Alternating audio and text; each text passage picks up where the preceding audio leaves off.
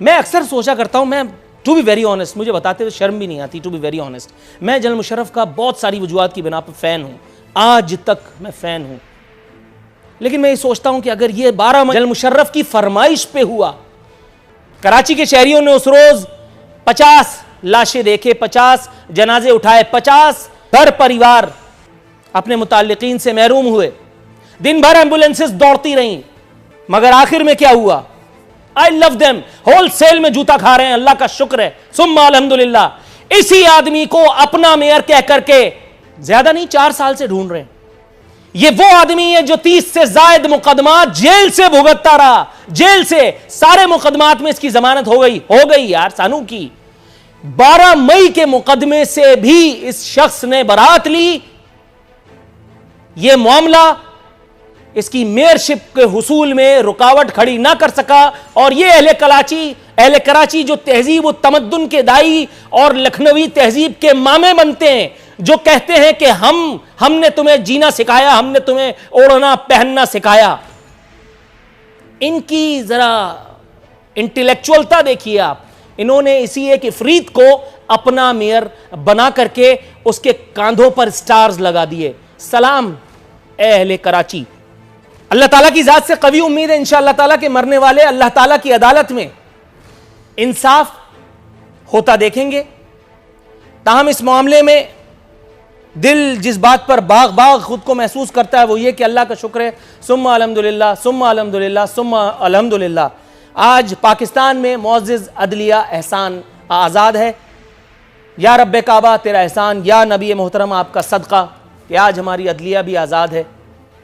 अब हम अपनी नॉर्मल प्रोग्राम की तरफ आते हैं। 12 मई मेरा ख्याल है इतना कड़वा टॉपिक है कि इसके ऊपर बात करना, अपने मेहमानों को कोफ्त में खुद को ज़हनी अजियत में मुब्तला करना, 12 मई आउट कर दो। शाह महमूद कुरैशी वर्सेस बिलावल भुट्टो जरदारी, इस वक्त जो मैच हो रहा है इसका नतीजा किसके हक़ में आएगा, इससे कता नज़र इस एक वक्त में कि जबकि सियासी हम आहंगी की सबसे ज़्यादा ज़रूरत मेरा ख्याल है कौम को है और शायद उससे ज़्यादा सियासतदानों को। सर ये क्या करने की कोशिश की जा रही है?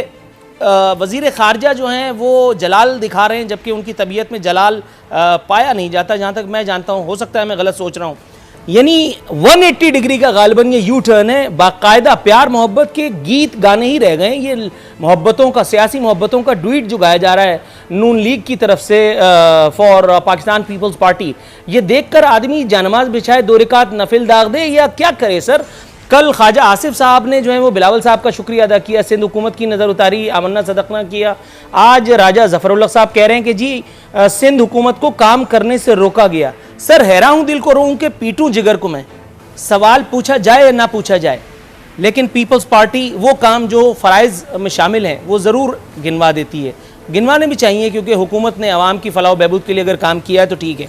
लेकिन सर दूसरी जानिब अगर मैं देखता हूं तो कंफ्यूज आ जाता हूं। यह खबर एक मरतबा फिर मुझे नजर आ गई जो मैंने घर में नहीं छापी। यह खबर बता रही है डिग्री और 7 में आवारा कुत्तों ने 2 बच्चों को काट लिया। अमजद वजीर आला के अपने हल्के में सरगजीदगी का निशाना बना। 7 साल आशिर को वैक्सीन मिल गई, 6 साल अमजद को नहीं। कितने ही लोग, कितने ही बच्चे कुत्तों के काटने की वजह से मर चुके हैं। सर अगर खुदा न खास्ता किसी को कुत्ता काटे और उसको मैं इम्तियाज शेख साहब की ये बात बताऊं कि देखो भाई नाराज मत हो, गम्बट इंस्टीट्यूट भी बनाया है, ऐसा यूटी मुझे जरूर जवाब देने दीजिएगा प्लीज आप। सर मैं शहरियार मेहर साहब के पास जाऊं अगर आपकी इजाजत हो।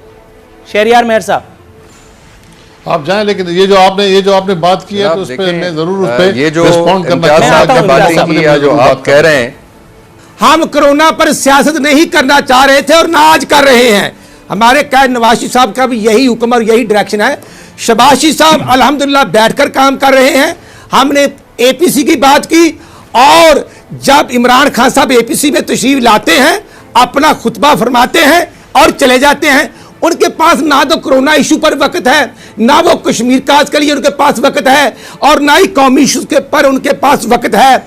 और फिर ये देखें कि रिक्वेजिशन हमने दी, कौमी असम्बली में भी प्राइम मिनिस्टर साहब नहीं आए, सेनेट में भी नहीं आए, और फिर वो इंसल्ट करते हैं। मैं समझता हूं कि इमरान खान साहब को ये शायद वो शक्को शुबहात में इतने बह गए हैं कि उनकी हुकूमत 3 मेंबरान से है और वो भी इत्तेहाद के साथ, जिसमें जीडीए शामिल है, जिसमें मैंगल साहब शामिल हैं, जिसमें काफ लीग शामिल है। और आज डे बाय डे मरीज बढ़ते जा रहे हैं, 33,000 से क्रॉस मरीज कर चुके हैं। और पंजाब में लाहौर में क्वारंटीन सेंटर के अंदर 90 करोड़ का डाका पड़ चुका है। वो लोग वहां पर भूख से मर रहे हैं और उनके खाने पीने के लिए कोई इंतजाम नहीं। वहां पर नीचे 2 साइड पर वॉशरूम है। उसी तरह गुजरांवाले आप देख लें कि एक शादी हाल को किराए पर लिया गया है, लोगों को भेड़ बकरियों की तरह रखा जा रहा है।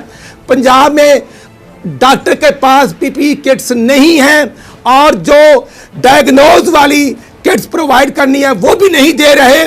मैं समझता हूं कि इमरान खान साहब पूरी दुनिया में शुरू से उनका एक ही मिशन है, पैसे मांगना। वो मांगते जा रहे हैं। चीनी स्कैंडल कहां पे है, आटा स्कैंडल कहां पे है, और बिजली स्कैंडल कहां पे है। गीबत से परहेज करें। हम आगे जाते हैं हाफिज हुसैन अहमद साहब के पास।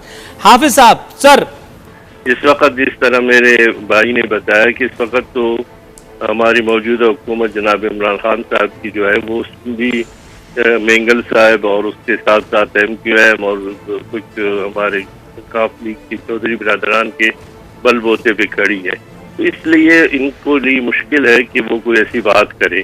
तो मैं समझता हूँ कि वैसे अगर आपके पास वो अक्सरियत नहीं है, उसके बावजूद अगर आप एक दूसरे पे जो है संगबारी करेंगे, हाँ मुफाहमत के हवाले से तो यकीनन ये बात हो सकती है कि जब APC बुलाई गई थी उस वक्त वज़ीर आज़म साहब तकरीर के बाद बैठ जाते, या कल का जो इजलास था उसमें कायदे इख्तिलाफ भी तशरीफ लाते, क्योंकि वो लंदन से पाकिस्तान तो आ चुके हैं, वहाँ भी तशरीफ ले आते तमाम एहतियाती तदाबीर के बावजूद।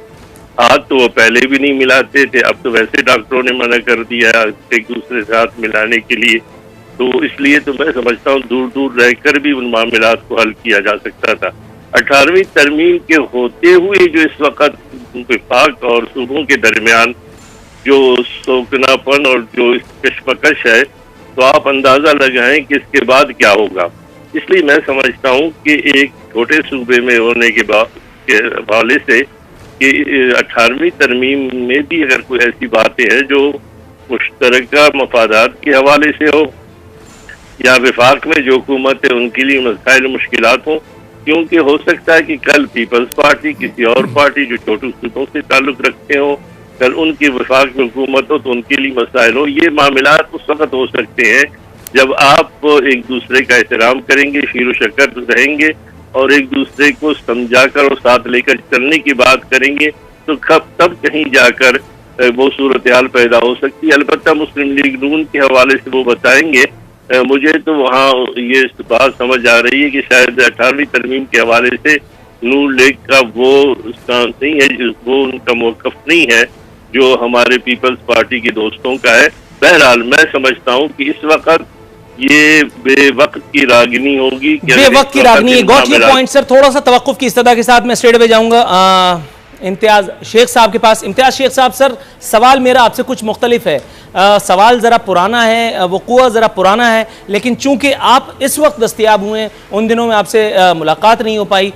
मैं पिछले 1 साल से यहाँ पे हूँ, लेकिन आज पहली मरतबा आपके दस्ते शफ़क़त से फैज़याब हो रहा हूँ बफज़ल ताला। सर स्ट्रेट अवे मैं आपसे एक सवाल दागता हूँ और मुझे आपकी आला-ज़रफ़ी से पूरा यकीन है कि आप मुझे बिटवीन द लाइन आंसर से नवाजेंगे, ताकि उसके बाद फिर मैं अपने प्रोग्राम में आगे की तरफ जाऊँ।